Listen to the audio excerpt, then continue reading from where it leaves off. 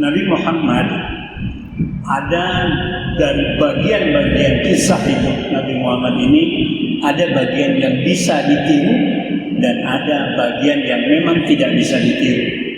Bagian yang tidak bisa ditiru itu adalah takdirnya. Beliau dilahirkan sebagai seorang anak yatim dari keturunan yang baik-baik di negeri Mekah. Kemudian beliau punya mukjizat dan beliau menjadi rasul. Yang bisa ditiru adalah akhlaknya, tabiatnya, adabnya, cara beliau menghadapi masalah, ibadahnya, tawakalnya, tawadhu'nya kepada Allah, dan lain-lain halnya yang memang beliau ajarkan sehingga dapat kita tiru, kita contoh. Namun Nabi Muhammad tetap juga mendapat ujian-ujian yang berat. Di dalam dakwah beliau mendapat ujian yang berat.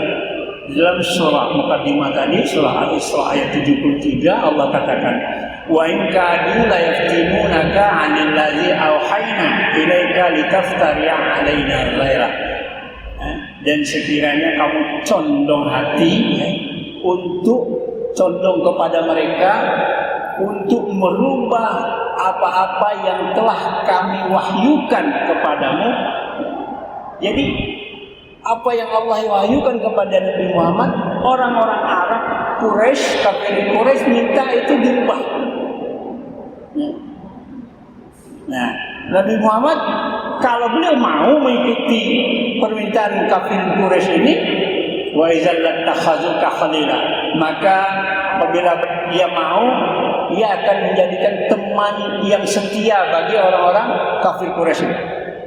Walaula an tsabatnaka laqad kitta tarkanu ilaihim syai'an qalil. Dan kalau sekiranya tidak kami kuatkan hatimu, berarti Allah yang menguatkan hati Nabi Muhammad supaya tidak condong kepada bujukan ajakan dari kafir Quraisy.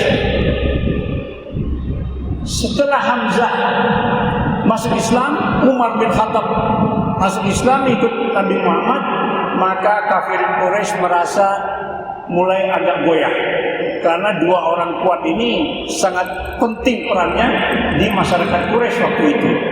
Kemudian bersepakatlah mereka sama-sama untuk bernegosiasi dengan Nabi. Tampillah seorang yang cukup kaya, terpelajar, juga ahli syair yang bernama Utbah bin Rabi'ah. Ialah yang menjadi utusan dari pemimpin-pemimpin kafir Quraisy pada waktu itu.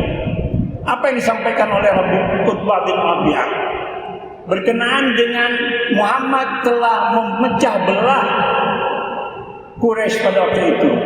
Muhammad telah banyak mengajak saudara-saudara mereka untuk berpisah masuk ke dalam agama Islam.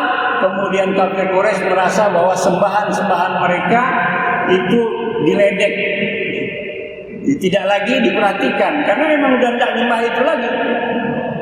Maka Utbah bin Rabi'ah mendatangi Nabi Muhammad, "Wahai saudaraku," dia panggil saudara, ya, karena memang ada hubungan saudara, ya, dari pamannya.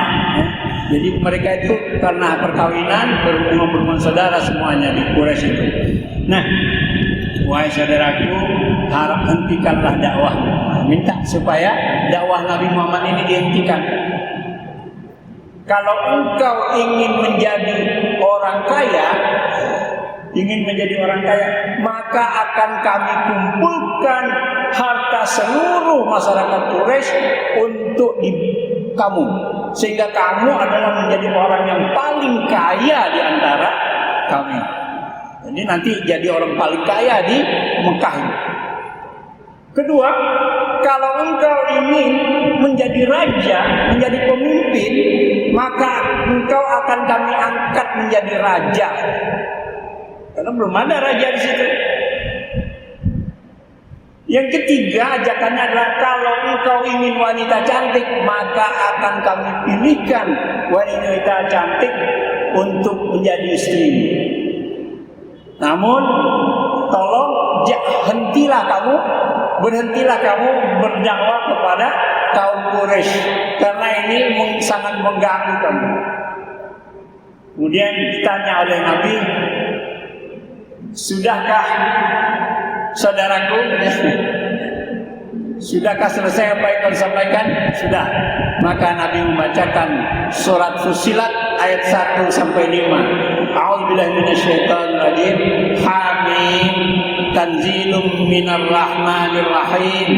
Kitabun fussilat ayatuhu Qur'anan Arabiyyan liqaumin ya'lamun. Sampai ayat 5 ya, surat Fussilat. Nah, Utbah bin Rabi'ah itu sangat terkesan dengan ayat ini, ayat 1 sampai 5. Kemudian dia tertegun, termenung dia. Lalu Rasulullah lanjutkan sampai akhir ayat surah Fussilat. Maka Utbah bin Rabi'ah permisi pamit pulang kepada kaum Quraisy untuk melaporkan bahwa sudahlah saudara-saudaraku kaum Quraisy, sudah nggak usah lagi dibujuk Nabi Muhammad itu. Dia akan menjadi pemimpin yang paling utama nanti. Ketika tidak ada lagi pemimpin, maka ialah akan menjadi pemimpin utama. Ia akan menjadi orang yang akan membela kaum Quraisy seluruhnya. Artinya masyarakat Quraisy, kafir Quraisy sudah melihat ini Utbah ini udah kena nih. Jangan-jangan Utbah ini kena tenung ya, kena sirap, apalagi kena sihir lagi gitu ya, anggapan mereka. Kemudian mereka pun berusaha lagi, ini nggak lewat orang pintar, lewat orang kaya, orang ahli syair, nggak mempan. Kita coba lewat pamannya. Karena Abu Talib itu masih penganut kaum Quraisy, masih menyembah Lata Uzza, menyembah berhala-berhala. Akhirnya masuklah paham itu, disampaikan pula lah oleh pamannya Abu Talib itu, wahai anakku, wahai kemenakanku, berhentilah engkau berdakwah ini, ya. Berhentilah engkau dakwah ini. Nanti kalau kau ingin beri kekayaan akan sama ya, kekayaan ingin kaya. Apa kata Nabi Muhammad? Wahai paman, jika mereka dapat memberikan matahari di tangan kananku dan rembulan di tangan kiriku, maka aku tidak akan menghentikan dakwah ini. Begitu kuatnya Nabi Muhammad.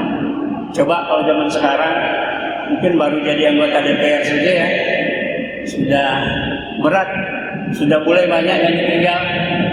Baru jadi camat, baru jabat bupati, mungkin gubernur, sudah mulai ada gangguan-gangguannya. Ini jamaah yang insya Allah kita mendapatkan ampunan dan pertolongan Allah Subhanahu Wa Taala. Semoga dengan kisah dalam ayat Al-Quran ini, surah Al-Isra ayat 73-74 dan surah Fussilat ya, selengkapnya, kita bisa menahan diri kita bisa menjaga ketakwaan kita bisa menjaga iman kita. Jangan sampai iman kita tergelincir menjadi iman-iman yang merusak seperti saudara-saudara kita itu. Ada yang sudah masuk ke dalam aliran globalisme yang mempercayai bahwa semua agama ini sama katanya, karena semua menyembah Tuhan. Dia bilang sama saja. Udah kacau ini. Banyak orang semakin pintar ya, titelnya semakin hebat, pemahamannya semakin merusak dalam agama ini. Mereka ikut aliran globalisme, ada yang aliran sekularisme yang memisahkan antara agama dengan negara.